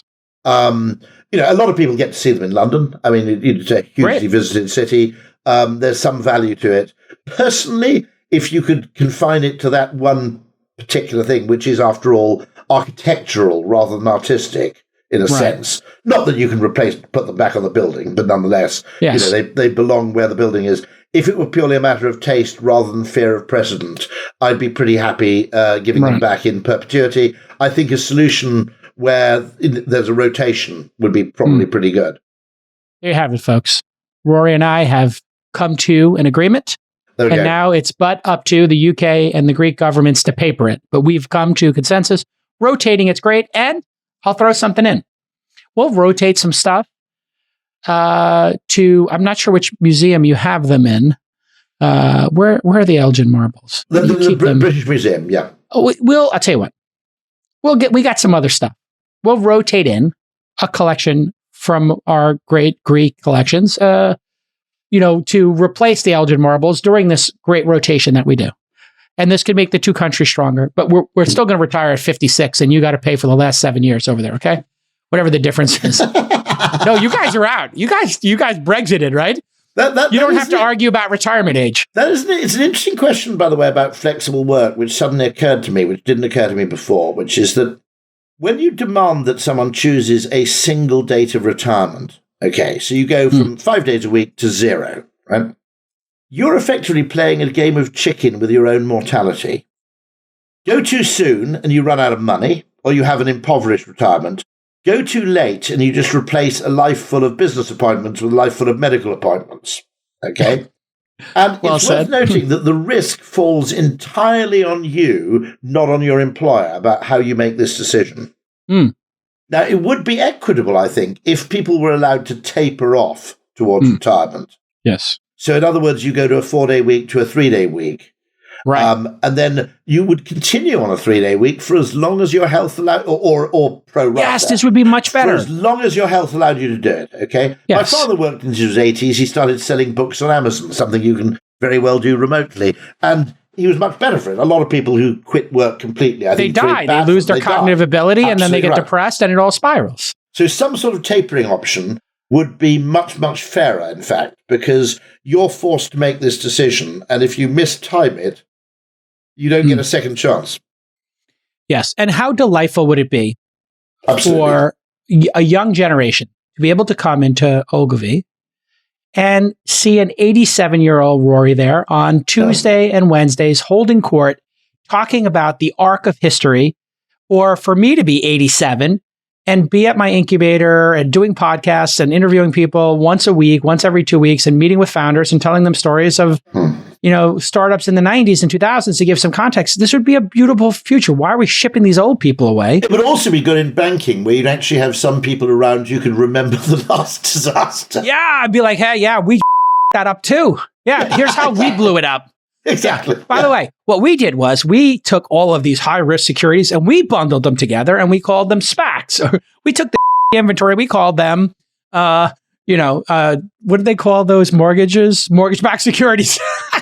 Yeah, the mortgage bank. Then there were CDOs, where there were which were collateralized debt obligations. Yeah, what a great fancy word. Then they started breeding on them, so you had things that were squared, didn't you? Yeah. Well, I can never remember what that was. Nobody can tell what's in here unless you go to Vegas and you knock on the door and you go look at the buildings and realize, which is what the Big Short is about. That's the brilliant thing about the Big Short, which is that, for example, I mean, you only had to go to the south of Spain and open your eyes in 2007 to realize that the building boom was completely unsustainable. That, even if the entire population of Northern Europe planned to retire there, there were just too many buildings going up. It was absurd. Yeah. And you realize that there's some funny money here. Yeah. Have you made it to the UAE yet, or anywhere in the Middle East? Yes, I've been to Dubai. Yeah. I mean, I was just there for the first time. I'd never seen Dubai. I've been to Qatar, as they call it, and the UAE, Abu Dhabi, and Dubai, and I had this flashback to Shanghai 20 years ago, or Shenzhen, where there's more cranes and more people building buildings than there are in the city. Yeah. And I'm like, this, and they showed me pictures from 20, 30, and 40 years ago. And you're like, there was nothing here. No. And now if you're a founder in India, Singapore, Hong Kong, Australia, New Zealand, the UK, whatever, there's a pretty compelling case to go to the UAE and pay no taxes, get tax credits, get investment, and just base your company there, because all these people are fleeing Hong Kong or UK or whatever high rent districts to go live in the desert, essentially. Interestingly, there's a small designated area of Dubai which runs on British law, or Anglo-Saxon law. Yes, the financial district. Yeah, and then there's a media zone. Yeah. It's kind of like Shenzhen in China. And I asked them, like, well, why are you doing this? And they're like, changing existing laws is very hard. Yeah. Creating a zone that has its own operating principles from scratch and just saying these 10 square miles are the media-free zone. They're creating a casino 45 minutes outside of Dubai, I understand. So they're not saying, hey, in UAE, we have to allow gambling and we have to allow free press. We have a zone for free press. We have a zone for free commerce. We have a zone for wagering and gambling. And that's it. Whereas like in the United States and the UK, we're so many years into this, a couple of 100 years into, progressiveness, let's call it, that we're like, you know what? Cannabis, 70% of you want it. We'll decriminalize it when it hits 50. We'll make it like a medical prescription at 60, and 70% you just can buy it in a store. Okay, gay marriage. Okay, 60% of you want it. Okay, we'll allow it with a certificate. Oh, we'll just give you full blown. And it's very interesting for me to watch now. I think society's all chasing the same goal. I think also the decriminalization of cannabis in the US. I found it very weird that you're told off for vaping on the pavement. But I was driving into the Holland Tunnel in New York, and there was a massive smell of dope. I wound the window down. Okay, and the person smoking, I assumed it was passengers. No, it was the driver of the car next to me. Okay, was basically toking away happily. Okay. Yeah. Now, my only concern with that is that there are things we ban or we restrict, not because they're bad for most people, but because they're really bad for a few people. Yes. Okay. And I think gambling would be an obvious example of that. Alcohol is tobacco actually is quite bad for a lot of people. Bad for all people, yeah. But actually, in defense of nicotine, what you might call the negative externalities. I mean, if you're an unborn child and you said, do you want to be born into a home where the dad is a heavy smoker, a heavy drinker, or a heavy gambler, you'd probably choose the smoker in terms of, less likely to have violence or bankruptcy or whatever, It would be more stable. It's very bad. It is very bad. I'm not disputing this for a second, okay? But it's kind of evenly bad, and it generally delivers its badness in your 60s rather than making you incapable of functioning in everyday life, okay? Now, by contrast, I think alcohol, gambling, and possibly cannabis, particularly with very, very strong forms of cannabis, okay, may be entirely beneficial and enjoyable to 85, 90, 95% of the population. Yeah. If they induce psychosis in 5% of the population, then making cannabis consumption universal may not be a brilliant idea. Now, it's a bit the same with salt consumption, okay? So doctors tell people to basically avoid salt. Most people, actually, salt is pretty harmless, completely harmless if you listen to some people, okay? But there are 5% of people whose blood pressure can't actually compensate for it. And so they basically force food manufacturers. Now, I would argue, if you can identify who the 5% is, maybe you should tell them to quit salt and leave the rest of us alone. But I'm not sure you'll ever be able to identify the 5% of people who are going to be compulsive gamblers, or the 5% of people who are going to be driven psychotic by smoking very strong cannabis. This is where I think, I've come to in my life. I love personal freedom. I love people owning the consequences. And the more you abstract away consequences, the more the nanny state you're coddled into thinking that whatever mistake I make, why didn't somebody protect me? Like some dopey kid jumped off a boat. I don't know if you saw this go viral over the weekend, but it was a graduation ceremony in the Bahamas, and somebody's like, hey, dopey kid, jump off the boat. It'd be funny. On our graduation cruise, he jumped off.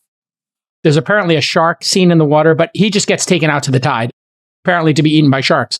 He's dead. He's 18 years old. Frontal lobe not fully formed. We can't ban boats. We can't, ban stupidity. No. We have to have people have ownership of behavior. And this is where I think like education and licensing plays such a great role. Educating people on gambling. If you had to go to Vegas and in order to gamble, you had to sit through a 1-hour seminar and it said, here are the odds at each table. Here's how to calculate odds. I would be totally fine. Let people rip. They could spend their whole mortgage, but just 1 hour of education. You get a driver's license to play the tables in Las Vegas. Then the same thing for, let's say, gun ownership, which we have here in the United States. Some states you have to take a test, some you don't. But what about for startup investing? In the UK, you're allowed, anybody can invest in a startup, right? Anybody can put 50 bucks in. You can throw 50 quid in. I don't know if that's 50 bucks. If you say quid, throw 50 bucks in. It's what do you call it when you make a bet? A toss or something? What's various things, wager, flutter. A flutter. You put a 50 quid flutter in. You take it, lose it. People will bet on Manchester United. They could bet on a startup. Here in the United States, you realize we don't let people bet on startups. SEC blocks 96% of people, non-accredited investors, from betting on a startup. But you can go to Vegas. You can smoke the strongest cannabis and go to Vegas. You could take 50 milligrams of an edible and then go put your entire life on a craps table. Because in a weird way, you're a weirdly unfree country in some ways, in that, for example, the number of states in which you need all sorts of qualifications to become a hairdresser or barber. Yes. Okay. Now, in the UK, as far as I know, a pair of scissors basically qualifies you. Oh, yeah? You have scissors? You're good. A pair of scissors and a fancy chair, and you're in business. Okay. Now, obviously, if you're incompetent at it, people won't come back. Okay. But it's always surprised me that the Americans are both, quite rightly, I think, committed to freedom in certain respects. Yes. But, for example, not being free to drink alcohol out of doors, that's one of life's great pleasures. It's so weird that we have this patriarchal, weird belief that, you have to put it, and it's even worse. Some places, you just put it in a paper bag and you're good. Yeah. So it's the sign that you're drinking it. And by the way, is Dr. Pepper one of your clients at Ogilvy? Can we?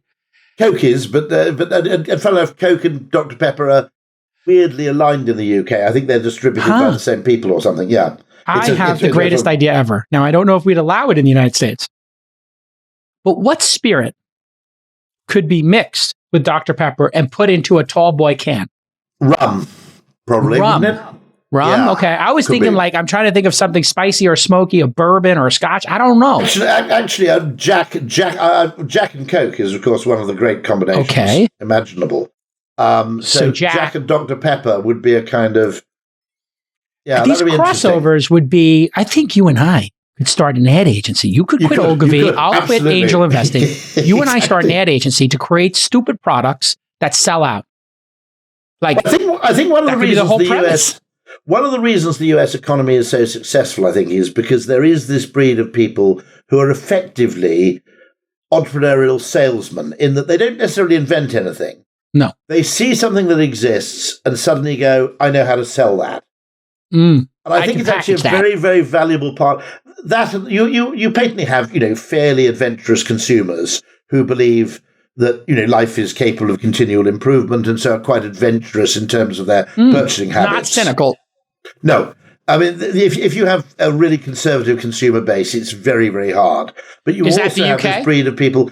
UK is kind of mid-Atlantic, I'd say. France is really odd because they're both incredibly innovative and incredibly conservative. It's very strange. So they'll completely invent a new category of car or do something really amazing. Right, but champagne can only come from champagne. No, absolutely. They haven't innovated a breakfast ingredient since 1895. Why would you? It's perfect already. Eggs Benedict. What more do you want? No, they didn't invent Eggs Benedict. That's American, yours. I think. Well, what do they make? I think it might be American. But isn't the sauce? What's the sauce called? Oh, that's true. That is hollandaise sauce. So hollandaise? Who created hollandaise? I don't know. The Dutch, I guess. Maybe the Dutch? Yeah. Yeah, I'll go and find out the origins. I love the fact that the origins we were talking about accidental discoveries right at the beginning of the talk. And there is actually a guy called Nacho who was the inventor of nachos. Fantastic. It was some sort of restaurant. Okay, hollandaise sauce, also called Dutch sauce. Mixture of egg yolk, butter, and lemon juice, as we know. Absolutely. I'm assuming it, yeah. Eggs Benedict. French for hollandaise sauce. The name implies Dutch origins, but the actual connection is unclear. The name Dutch sauce is documented in English as early as 1573. Hard to know here. Huh. There is, what does it say about Eggs Benedict? What's the origin there? Because sometimes these places are invented in a single hotel or a single place where they actually know. Eggs Benedict Delmonico's in Lower Manhattan says on its menu, eggs Benedict was first created in their ovens in 1860. There you go. I thought it might have been American because it's breakfast with eggs in would either be British or American. Yeah.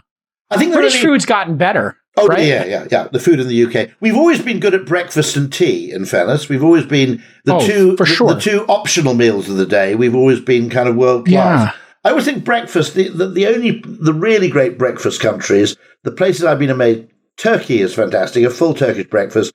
Mexico has huevos rancheros, which are utterly fabulous dish. Then the United States and the UK are probably I've never got into this Chinese stuff like congee. It's too weird. Yeah, no. I like that. I do like the Japanese mixed breakfast with a little bit of fish. You have the bacon roll. How do I know this? My favorite musician, Mark Knopfler of Dire Straits fame, he has a song on his recent album, My Bacon Roll, just about a working class guy who likes to fold money and have cash in his pocket and is just trying to get a bacon roll. And it's a song about a guy who's forced, you got to hear the song. He's forced to go on a corporate retreat to go whitewater rafting and go bowling. And he's like, they're trying to do team building exercises with a guy who just wants to get his bacon roll. And they're like, what sauce do you like, brown or red? And so I'm looking at the lyrics. What's brown sauce? What's red sauce? And I realize... Right. Okay, I must explain. Okay, this is actually a bit of a divider because there are fair purists in the UK for the full English breakfast or the bacon roll who believe in ketchup. The brown sauce, more typically either HP sauce, which stands for Houses of Parliament, which has been around for about 100 years, which is brown, and it's spicier, or indeed Daddy's, which is another brand. I would argue that the real purists would tend to have brown sauce with a bacon roll, not red, not ketchup. Yeah. Yes. Yeah. I mean, ketchup would be more... By the way, as an entrepreneurial idea, if anybody wants to steal it in the UK, I've often thought there's a wonderful... effectively, it's a behavioral science bias, which is sometimes called the jack of all trades heuristic, which is you assume that if someone only does one thing, it's better, or it's going to be better. Okay, perfect. Now, the Japanese heuristic, exactly, exactly. So now, interestingly, I'm going to there's a bar this evening in Deal in the Kent coast where I'm going, which is called Bloody Mary's. And when I go to Bloody Mary's, I always have a Bloody Mary because if you call your bar Bloody Mary's, you've got to make a pretty good Bloody Mary. Absolutely, that was the rules. Okay, yeah. And I've always thought if you opened a restaurant which was just called Bacon Roll, and all you served would be strong builder's tea. And bacon rolls, and you could probably choose. Maybe you have a couple of things. You could get a little adventurous. You could have a choice of roll, a bit like you could have several choices of roll. I think it should be dusty. I think it should have dusty flour on the top. But you could have a wholemeal roll, and you could have several types of bacon, crispier or less crispy. But that's it. Now, I think you'd make an absolute fortune. The other thing you'd do, you'd also have a really perverse and slightly annoying rule, which signals your commitment to the cause. Now, the one I love about this is, I don't know if you've ever been to Thresher's, the French fry place in Ocean City, Maryland, I think it is. I have not. Now, they are very, very, they basically only sell fries, I think, okay, in a great big, they're more like British chips, actually, in a great Thrasher's big sort of paper cone. Thrasher's fries, you found them, excellent. Now, what's brilliant about that is that now, bear in mind they're in America. This wouldn't be that controversial in the UK. They won't supply ketchup. You're only allowed to put salt and vinegar on the fries. Yes, there's constraint. And I think that kind of constraint, perverse constraint, is just a really clever signaling device. So, it is. By the way, it was Thrasher's who Five Guys went to when they wanted to work out how to make perfect fries. Which makes total sense. I'm sorry, I'm going to very quickly take this. Hello? My favorite part is 2 when minutes Rory away. takes calls. Okay. This is the best part. It's so great. We got to ask him if we can leave it in. Super stuff. Alrighty. Bye-bye. All right, everybody. Rory and I could talk for hours. But that Thrasher's policy, you only do one thing. Okay. They've been in business. I think they're founded by a guy called Price, who I like to think of as Welsh. But you only do one thing, and also you actually deny people perversely one thing they'd expect.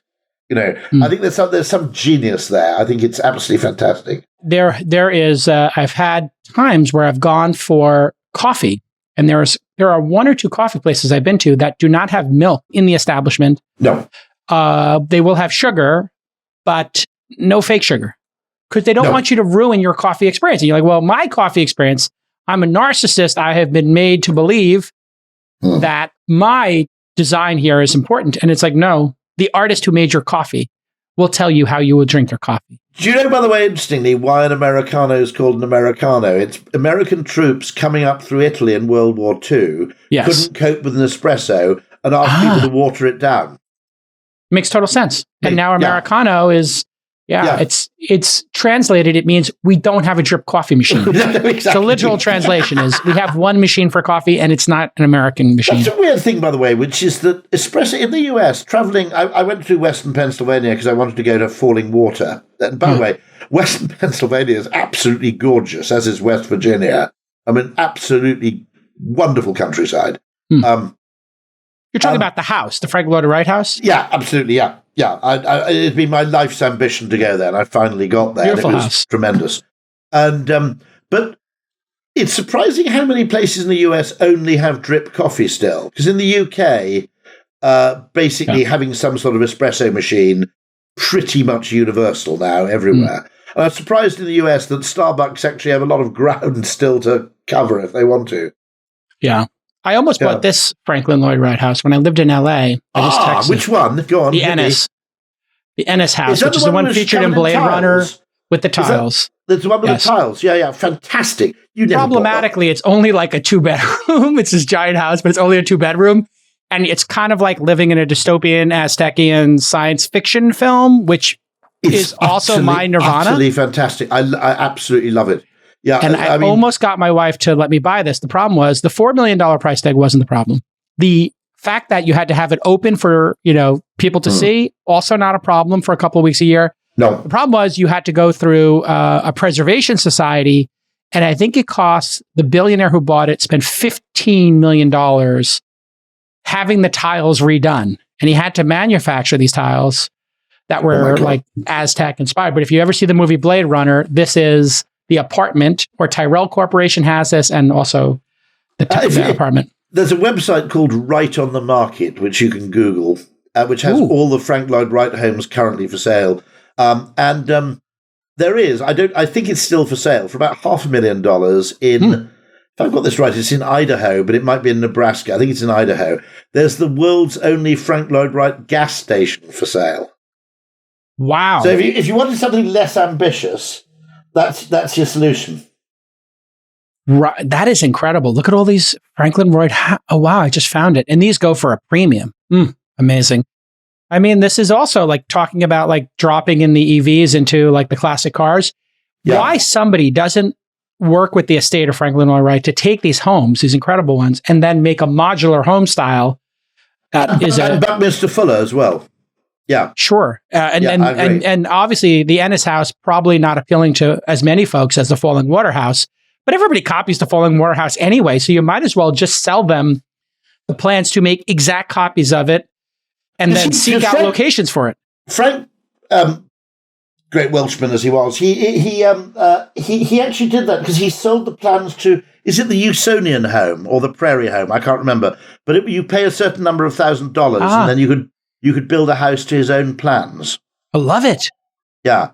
So he was actually ahead of the game there. And actually, I mean, when it comes to zoning, if you just had a zone where you can build what you like here, but it has to be to a Frank Lloyd Wright plan. I mean, let me ask you a question. Have you ever been to the Spanish city in Whitley Bay? No. Tell me more about it. Have you been to Whitley Bay? Like, that's a seaside town, North Tyneside? Yeah. I've been there. There's a very, very beautiful promontory there with seals, I think, on it. So anyway, it's just, there's a very famous Dire Straits song, Tunnel of Love, that talks about Mark Knopfler's youth spent here. It's kind of like a Bruce Springsteen, Asbury Park equivalent. And so he had heard Bruce Springsteen talk about Asbury Park in New Jersey and the seaside and all this stuff. And he was like, yeah, I should do something like that for England. And I'll do it about the Spanish city where I used to go play and I used to go try to flirt with girls. They took the lyrics from the song and they put it on some steps there. So on my bucket list is to go see the Spanish city and to meet Mark Knopfler. This is your assignment. Just keep your ear to the ground. Sir Mark Knopfler must have some cause that he cares about. That I can make a donation to. And just snap a picture with the legend at some point to put on my desk and just to tell him how much his music means to me. Let me see what I can do. And I can take keep your ear to the ground. I'm going up to Newcastle and hence South Shields. in a couple of months' time. So I'll also go and take a picture of the steps. Yeah. Well, in Newcastle, I think they play the song from the film Local Hero. Perfect. Theme song. It's called, anyway, the theme song from that is what they play at the Newcastle when they come on the field. Brilliant. So anyway. The Tudor Army. That's been fantastic. Thank you very much indeed. Thanks for coming on again. Let's do it again in 6 months or something. We shall, Rory and J. Cal just breaking down everything, going down rabbit holes. You got yourself an hour and 45, family. Couldn't ask for more. We're going to keep your 2 phone calls in there just to show how delightful it is that you push off of these meetings. We'll see you next time on This Week in Startups. Bye-bye.